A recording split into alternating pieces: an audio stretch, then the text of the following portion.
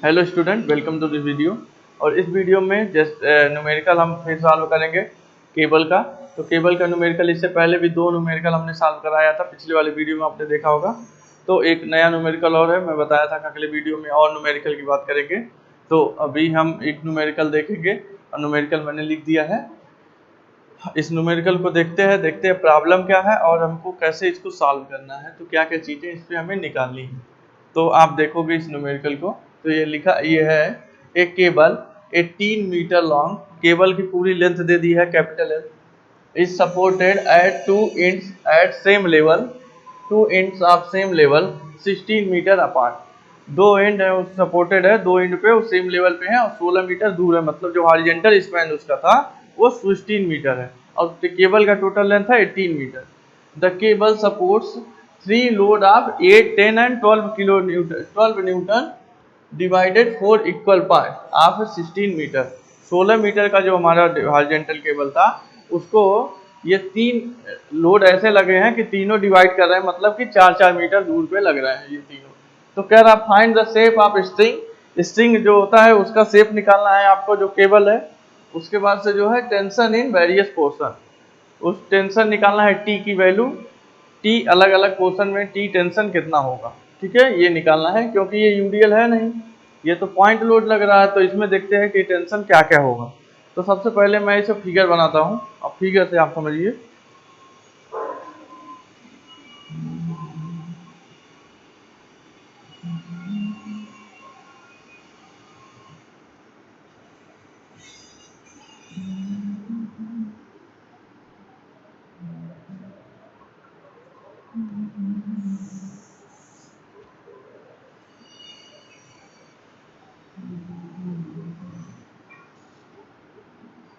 ये हमारा है 16 मीटर, इसकी डिस्टेंस है।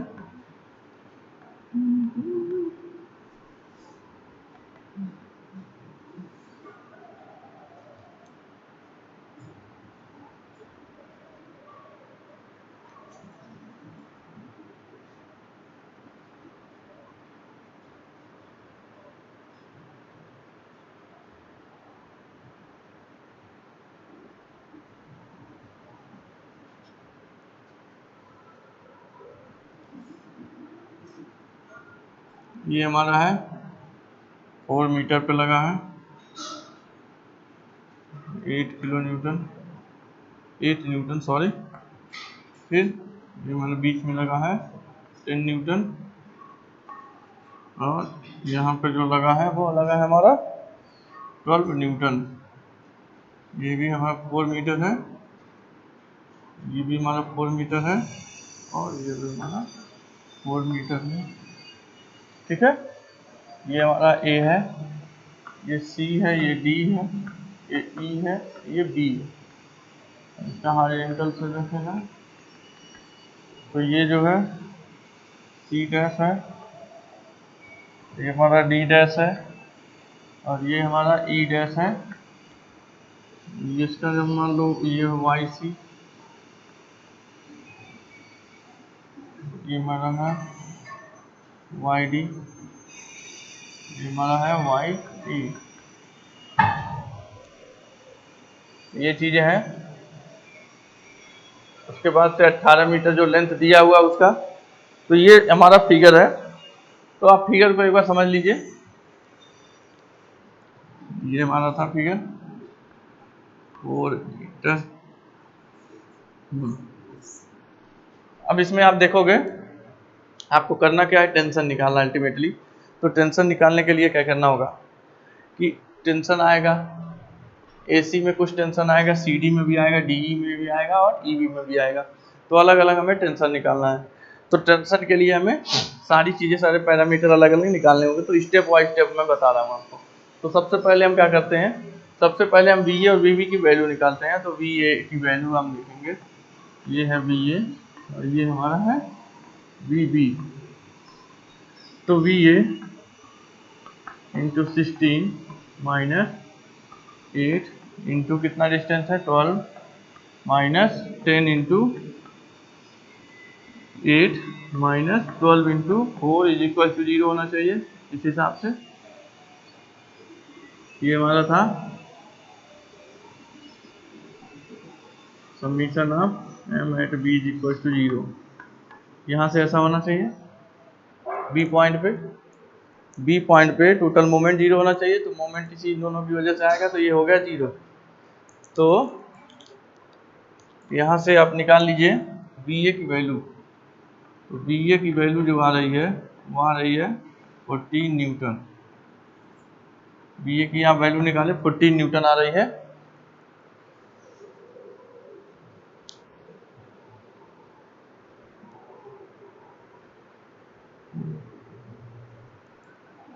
अब हम क्या करेंगे, अब हमें निकालना है वाई सी, वाई डी और वाई ई। क्योंकि आपको पता है कि हॉरिजॉन्टल थ्रस्ट जो होता है, हॉरिजॉन्टल थ्रस्ट क्या होता है, एच इज इक्वल टू होता है वाई सी, एच होता है mu C upon Y C, या एच होता है beam moment upon dip of the cable, beam moment upon dip of the cable. तो मैं कह दूं आपका कि हॉरिजॉन्टल थ्रस्ट अगर निकालना है यहाँ के लिए तो क्या होगा, वो होगा mu C upon Y C. यहाँ के लिए क्या होगा, mu C upon y D. यहाँ के लिए एच क्या होगा, म्यू सी अपान वाई ई। ये बताया था पिछले उसमें भी आपने देखा होगा। तो इसको आप अलग अलग आप हॉरिजॉन्टल थ्रस्ट से, आप हॉरिजॉन्टल थ्रस्ट के हेल्प से आप वाई सी, वाई डी और वाई ई निकालते हैं। तो देखते हैं इसको।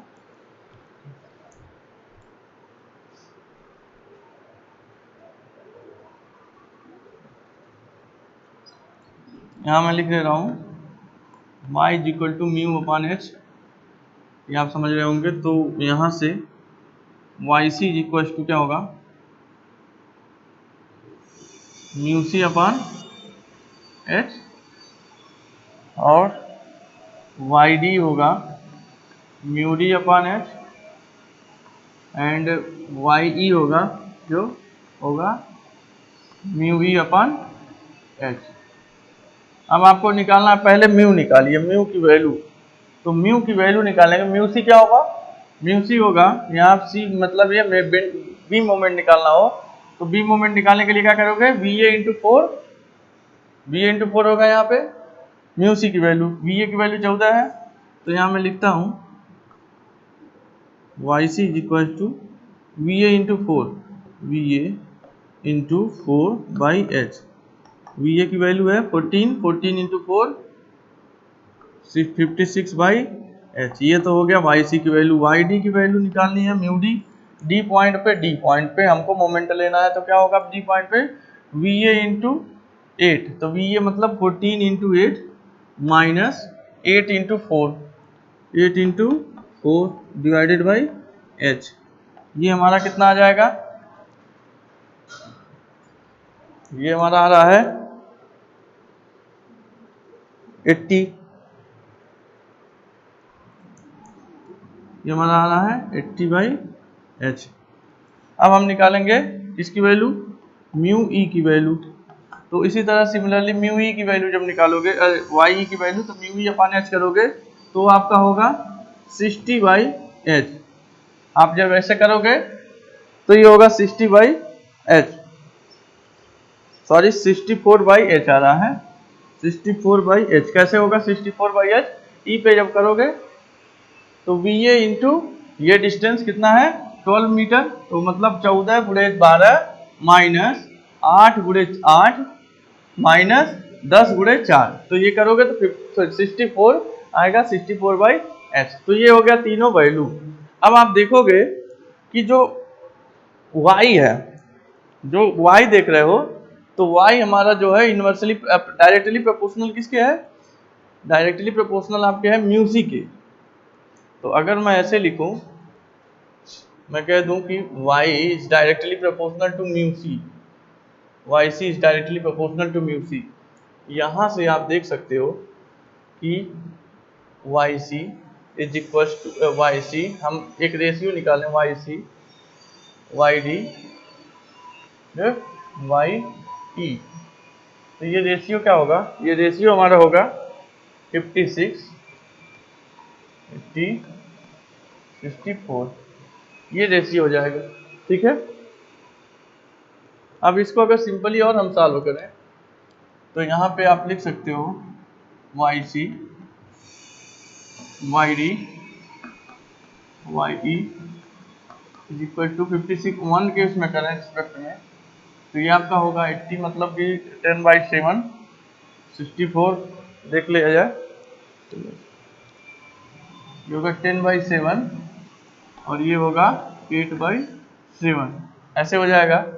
तो अगर आपसे मैं कहूँ कि वाई डी की वैल्यू क्या होगी, वाई डी की वैल्यू, तो वाई डी की वैल्यू होगी 10/7 टाइम्स वाई सी, या मैं कहूँ कि वाई ई की वैल्यू क्या होगी, तो आप कहोगे 8/7 टाइम्स वाई सी, ये होगा ना। इतना तो आपको रेशियो पता होगा, तो ये रेशियो एक निकल गया हमारा। चूंकि हमको एग्जैक्ट वैल्यू अभी पता नहीं है, सब जो हमने जो वैल्यू निकाली है, जो वैल्यू हमने निकाली है ये in the term of Y C है। जो हमने डिप की अलग अलग जो पॉइंट पे जहाँ लोड लगे थे वहाँ हमने जो वैल्यू निकाली डिप की, वो हमारा वैल्यू आ रहा है in the term of Y C. ठीक है, अभी हम इसको वाई सी की भी हम कैलकुलेशन वाई सी का भी कर लेंगे कैलकुलेशन, तो पहले हम वाई सी के टर्म में ही रहने देते हैं।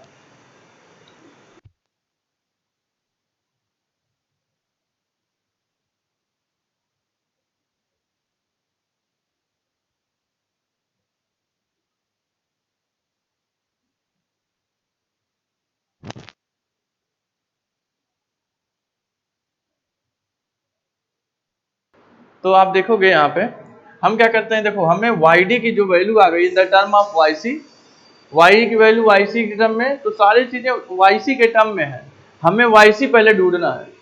वाई सी अगर हमें पता चल जाएगा तो सारी चीजें अपने आप पता चल जाएंगी, सारे डी, ठीक है, और सारी पता चल जाएगी तो हॉरिजॉन्टल थ्रस्ट पता चल जाएगा and as well as tension पता चल जाएगा। तो हम क्या करते हैं, हमें एक चीज तो हमारे पास क्लू है, एक क्लू ये है कि ये टोटल जो लेंथ है ए टू बी, वो लेंथ है 18 मीटर, 18 मीटर का टोटल लेंथ है हमारा। तो जब 18 मीटर का ये टोटल लेंथ है, तो हम क्यों ना ऐसा करें कि AC की वैल्यू निकालें, फिर CD की वैल्यू निकाल लें, फिर DE की वैल्यू, फिर EB की वैल्यू, और सारे वैल्यू निकाल के इक्वेट कर दें इज इक्वल टू 18। और जब इक्वेट करेंगे तो जो AC की अभी हम वैल्यू आपको दिखाने वाले हैं, तो AC की वैल्यू आपकी जो आएगी पाइथागोरस थ्योरम से, AC अगर हाइपोटेनस है तो पाइथागोरस थ्योरम से ये क्या माना जाएगा, ये बेस माना जाएगा और ये हाइट मानी जाएगी। तो बेस और हाइट मानी जाएगी, तो मींस दैट कि AC is equal to AC dash का स्क्वायर प्लस CC डैश का स्क्वायर। तो CC डैश का स्क्वायर मतलब YC का स्क्वायर, और AC डैश मतलब 4 का स्क्वायर। तो हमें अभी AC की जो वैल्यू मिलने वाली है वो किस मिलने वाली है, in the term of YC। उसी तरह जब हम CD पोर्शन पे आएंगे तो CD पोर्शन में भी हमें जो वैल्यू मिलने वाली है in the term of YC मिलेगी, क्योंकि वो तो मिलेगी। यहाँ पे अगर CD की बात करें हम, तो CD इज इक्वल टू होगा 4 स्क्वायर, रूट में 4 स्क्वायर और प्लस YD माइनस YC का स्क्वायर, ये यही इसका होगा ना, तो YD माइनस YC का स्क्वायर। चूंकि YD को हमने लिखा है in the term of YD in the term of YC लिखा है हमने पहले से, तो उसको भी अभी YC में कर देंगे कन्वर्ट, तो ये भी जो CD की जो वैल्यू मिलेगी वो भी हमें क्या मिलेगी, इन the term of ultimately YC मिल जाएगा। तो चूंकि मैं बता रहा हूँ कि कुल मिला के हमारा YC के टर्म में आ जाएगा, फिर सबको इक्वेट कर देंगे और 18 के बराबर रख देंगे, क्योंकि पूरा 18 मीटर है, तो हमें अल्टीमेटली फाइंड हो जाएगा YC की वैल्यू, मतलब कि जो भी उसकी वैल्यू आएगी वो पता चल जाएगा। ठीक है, तो हम सबसे पहले हम देखते हैं AC की वैल्यू। तो AC इज इक्वल टू मैं डायरेक्ट लिख ले रहा हूँ 4 का स्क्वायर प्लस YC का स्क्वायर। ठीक है, मीन्स 16 प्लस YC का स्क्वायर। इसको चाहो तो आप कॉमन ले सकते हो 4,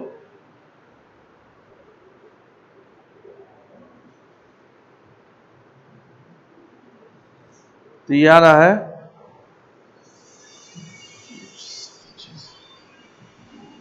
ये अगर मैं 4 यहाँ कॉमन लेके आपको दिखाता हूँ, तो ये आ रहा है 1 प्लस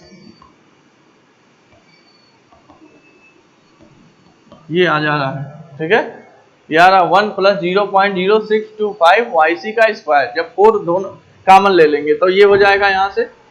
अब हम लेते हैं AC की वैल्यू हो गई, CD की वैल्यू लिखता जा रहा हूँ, देखते रहिए।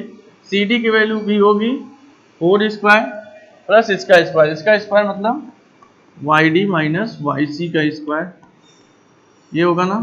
YD माइनस YC मतलब क्या हो गया, YD माइनस YC मीन्स हमारा YD की वैल्यू कितनी है 10/7 माइनस 1 YC, ऐसे लिख सकते हैं। अब जब हम इसको फर्दर सॉल्व करेंगे, 4 कॉमन ले लेते हैं बाहर, तो हमारा आ रहा है जो वैल्यू वो आ रहा है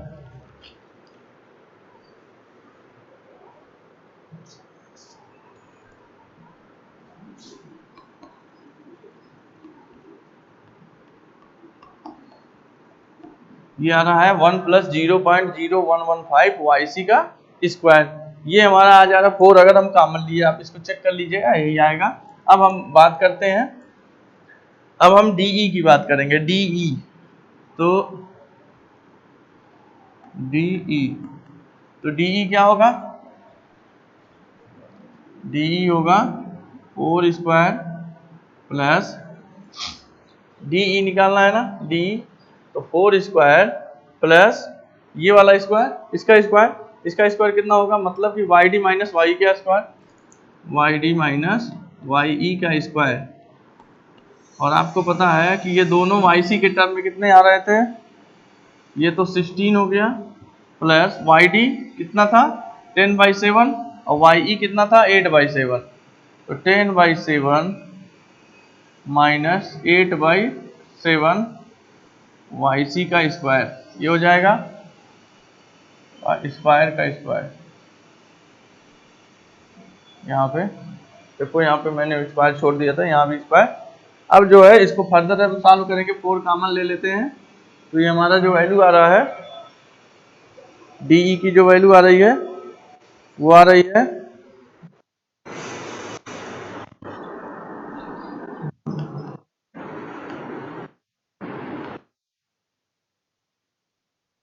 प्लस 0.0051 YC का स्क्वायर, ये आ गया।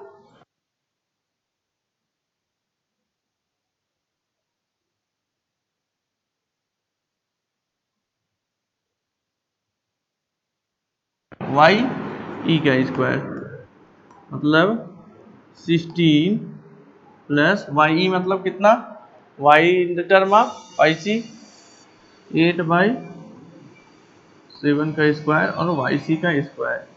तो इसको जब हम फर्दर सॉल्व करेंगे 4 कॉमन लेके, तो ये आएगा 1 plus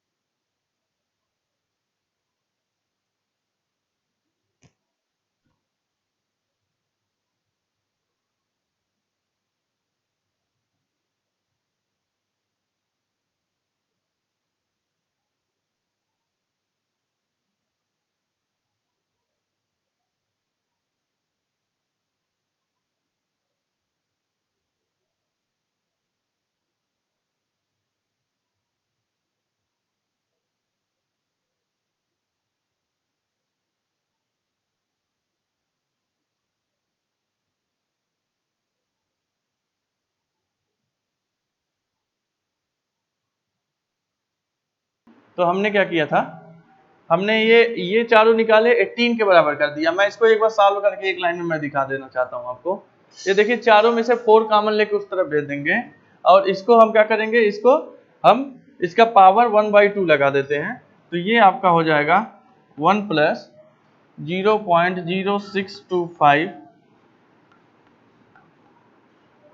power 1/2 plus 1 plus 0.0115 power 1/2 plus 1 plus 0.0051 power 1/2 plus 1 plus 0.0816 power 1/2 is equal to होगा 4 कॉमन लिए थे उसको उस तरफ भेज दिए, डिवाइडेड कर दिए, इसमें डिवाइडेड बाय 18 तो हो गया 4.5, ये आ गया। अब हम क्या करेंगे, अब इसमें देखेंगे एक्सपोनेंशियल है तो इसका एक्सपोनेंट करते हैं। तो 1 प्लस सॉरी मैंने देखिए एक चीज मैंने यहाँ नहीं लिखा, YC का स्क्वायर सब में लिखना पड़ेगा आपको, YC का स्क्वायर, मैंने ये चीज भूल गया, YC का स्क्वायर, इसके साथ YC का सब में स्क्वायर भी है ना। अब इसका एक्सपोनेंशियल वो करेंगे तो क्या होगा 1 प्लस x/2 होता है और प्लस x²/2 3 का वो होता है। तो वो सब आगे हाइयर टर्म जितने हैं उसको छोड़ दीजिए, हाइयर टर्म को आप छोड़ दीजिए। तो आप लिखिए 1 प्लस x/2, तो इसको सिंपली आप लिखेंगे तो होगा 1 plus 0.0625 divided by 2 YC square plus 1 plus 0.0115 YC square by 2 plus 1 plus 0.0051 divided by 2 YC square plus 1 plus 0.0816 YC square divided by 2 is equal to 4.5। यहाँ से जो है आपकी जो वैल्यू आ रही है, यहाँ से मैं सीधा YC की वैल्यू निकाल दे रहा हूँ। YC की वैल्यू जो आ रही है वो 2.5 आ रही है। YC की जो वैल्यू आ गई हमारी 2.5 मीटर आ गई, ठीक है। YC की यहाँ से आप वैल्यू निकाल लोगे तो 2.5 मीटर आ गई, ठीक। जिसको सॉल्व करके अब क्या करेंगे हम, जब हम YC की वैल्यू निकाल लिए तो आप सिमिलरली किसकी वैल्यू निकाल लोगे, YD की भी वैल्यू निकाल लोगे, YE की वैल्यू निकाल लोगे। मैं यहाँ निकाल के दिखाता हूँ यहाँ पे। तो YD इज इक्वल टू होगा 10/7 मल्टीप्लाइड बाई 2.5 और YE इज इक्वल टू होगा 8/7 मल्टीप्लाइड बाई 2.5, ठीक है। ये दोनों YD और YE की वैल्यू होगी। तो ये कितना आ रहा हमारा, ये जब इसको सॉल्व करोगे तो ये आएगा 3 पॉइंट समथिंग, देख लेते हैं एक बार। YD 3.57 मीटर और ये आ रहा है 2.86 मीटर। जो वैल्यू आ रहा है YE की 2.86 मीटर और ये आ रहा है YD 3.57 मीटर। अब हमें क्या पता चल गया, पूरा YD, YC और YE की वैल्यू जो थी, YC की वैल्यू पता चल गई, YD की और YE की सबकी वैल्यू हमें पता लग गई। अब हम क्या करेंगे फर्दर, अब हमें क्या निकालना है, हमको पता है कि हॉरिजॉन्टल थ्रस्ट अभी तक हम नहीं निकाल पाए। H की वैल्यू, कैपिटल H की वैल्यू हमें अभी तक नहीं पता चला है, लेकिन कैपिटल H के लिए हमें एक तरीका ये पता है कि μc upon YC beam moment upon dip of the cable at particular point is equal to होता है horizontal thrust of the cable. तो horizontal thrust of the cable निकालने के लिए वही तरीका अपनाते हैं, इसको मिटा के।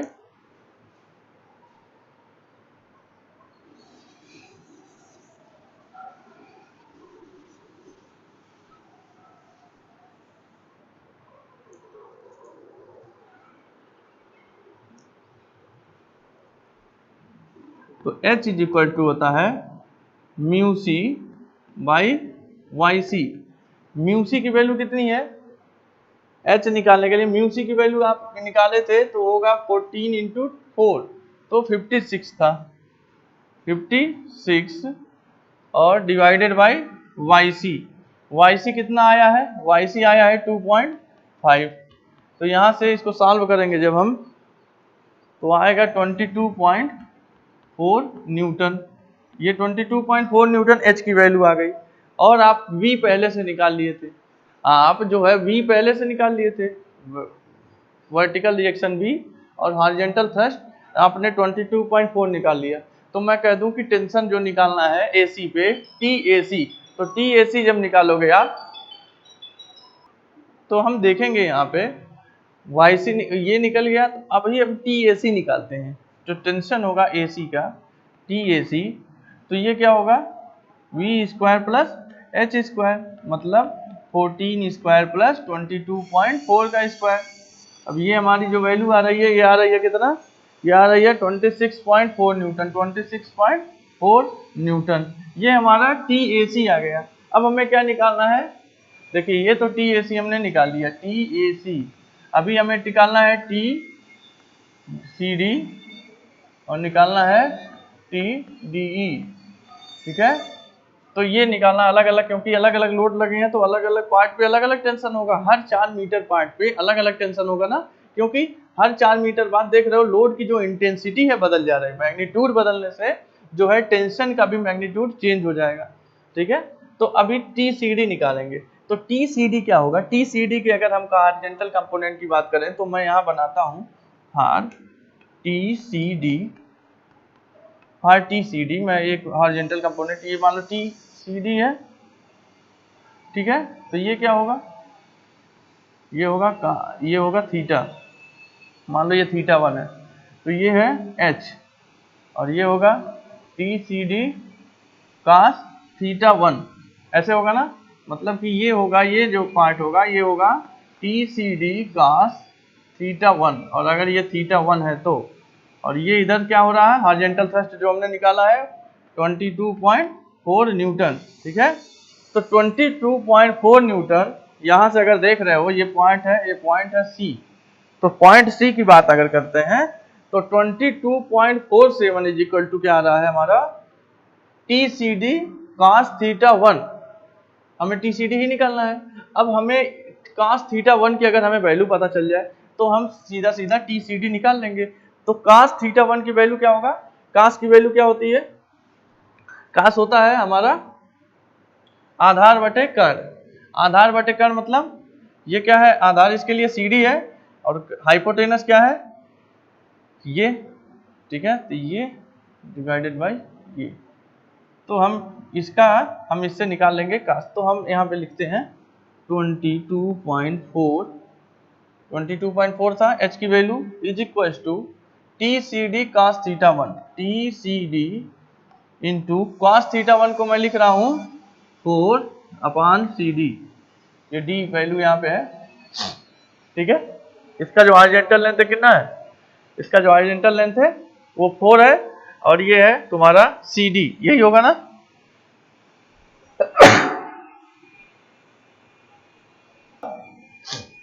अब जो है यहां से CD की वैल्यू निकालेंगे। अब कहेंगे CD की वैल्यू कहां से पाओगे आप, तो सबको पहले एक तरफ भेज दो। तो हम लिखते हैं यहाँ पे, इसको फर्दर हम आगे यहाँ पे मैं एलिब्रेट और कर लेता हूँ।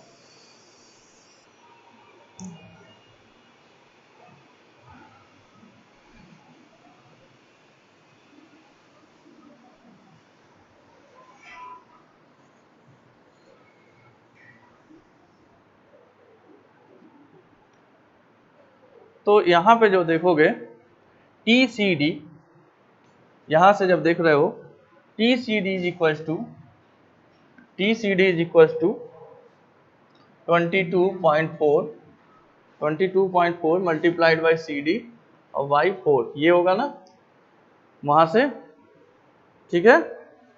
यहां से हम क्या करेंगे 22.4 बाई 4 इंटू CD की वैल्यू, देखो CD की वैल्यू यहाँ पे लिखी है, CD की वैल्यू है, CD की वैल्यू कितनी है 4√1 प्लस 0.0115 म्यू YC स्क्वायर, ठीक है। ये वैल्यू है। YC की वैल्यू आपको पता है 2.5 का आया था YC की वैल्यू, तो YC की वैल्यू यहाँ पे लिखते हैं 2.5।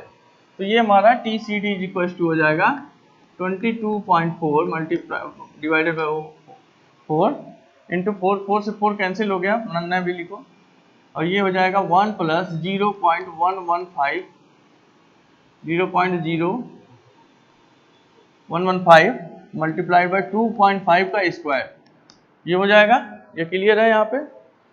अब जब इसको सॉल्व करोगे तो TC की जो वैल्यू आ रही है हमारी, वो TCD की वैल्यू हमारी आ रही है, TCD की वैल्यू हमारी आ रही है, वो आ रही है 23.19 न्यूटन, 23.19 न्यूटन। ये आ गया आपका TCD की वैल्यू। उसी तरह आप अब निकालोगे TDE की वैल्यू। तो TDE की वैल्यू आप निकालने के लिए क्या करोगे, TDE क्या होगा, TDE तो यहां से ये आपका जा रहा है, ये H है, ये है TDE cos थीटा 2, ये थीटा 2 है अगर तो मैं यहाँ लिख रहा हूँ TDE। तो यहाँ पे मैं लिखूंगा पॉइंट E के लिए, पॉइंट E का मैं कहो तो बना दूं आपको, यहाँ पे बनाते हैं, इसको मिटा देते हैं, सही से बना देता हूँ मैं यहाँ।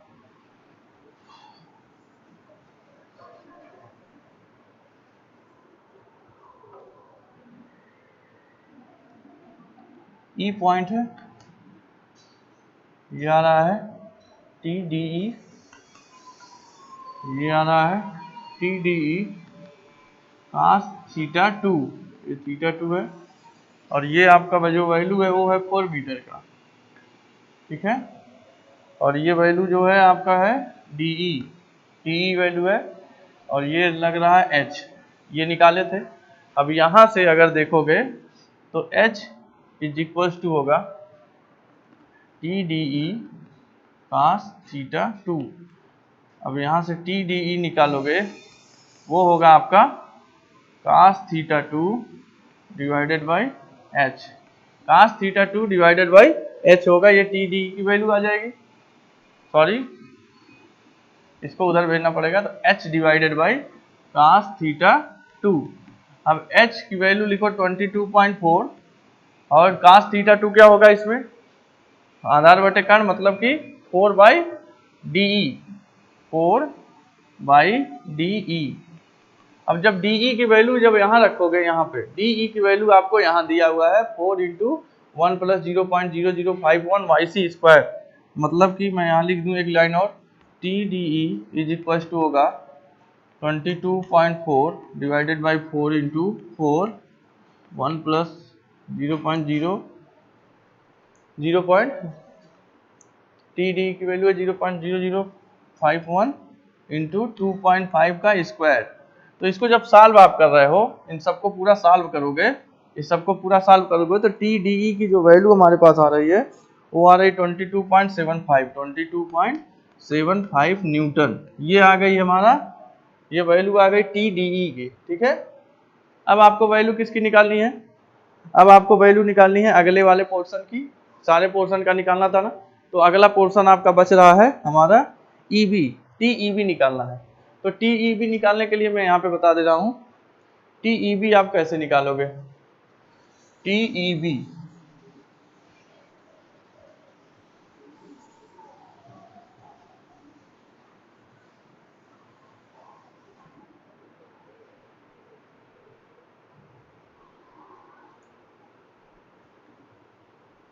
तो यहाँ पे जब हम B पॉइंट पे लगा बनाते हैं तो देखोगे ये होगा TEB, और ये होगा TEB cos थीटा 3, अगर ये थीटा 3 एंगल है तो, ठीक है, और इसकी वैल्यू है 4 मीटर।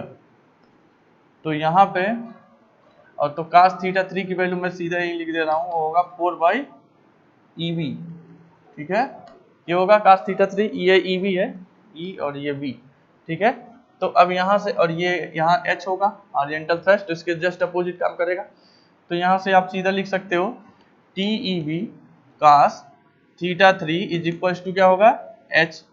तो TEB इज इक्वल टू क्या होगा, H by cos theta 3 means 22.4 divided by cos theta 3 मतलब 4 बाई EB।